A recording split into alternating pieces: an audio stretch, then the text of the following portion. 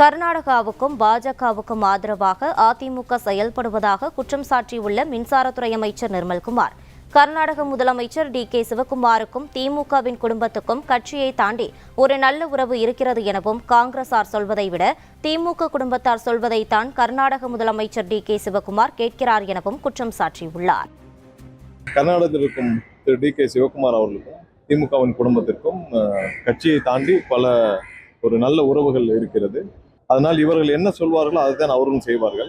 DK. Sivakumar எல்லாவற்றையும் விட திமுக குடும்பம் மீண்டும் ஆட்சிக்கு வர வேண்டும் என்று பல வகையில் விரும்பினார். காங்கிரஸ் தலைமை சொல்வதை கேட்பதை விட டி.கே. சிவக்குமார் திமுக குடும்பம் ஸ்டாலின் அவர்கள் சொல்வதை தான் அதிகமாக கேட்பார் என்று பல தரப்பினர் சொல்லி வந்தார்கள். அதே மாதிரிதான் கடந்த ஒரு வாரம் நடந்ததும் இருக்கு. ஏன்னா அவர் என்ன சொல்லணும்னு நினைக்கிறாரோ அதை தான் திமுக சொல்கிறது. திமுக சொல்வதை தான் அவரும் சொல்கிறார்.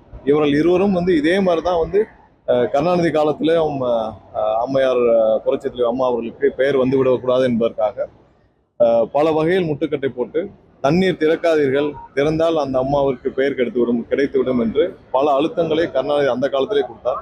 அதே தான் திமுக இப்பவும் செய்யறது. இன்னொரு வகையில அதிமுக அம்மா எவ்வளவு ஸ்ட்ராங்கா எல்லா வகையிலும் முடிவெடுப்பாங்களோ அதற்கு எதிராக இன்னைக்கு கர்நாடகத்திற்கு ஆதரவாகவும் பாஜகவிற்கு ஆதரவாகவும் ஒரு பக்கம் அதிமுக அவர்கள் சொல்வதை கேட்டு செயல்பட்டு இருக்காங்க. ஸோ இந்த மாதிரியான ஒரு சூழ்நிலையில் கண்டிப்பாக தமிழக மக்களின் உரிமையை காக்க நாளை உச்சநீதிமன்றத்தில் முதல்வருடைய உத்தரவின் பேரில் வழக்கு பதிவு செய்யப்பட உள்ளது.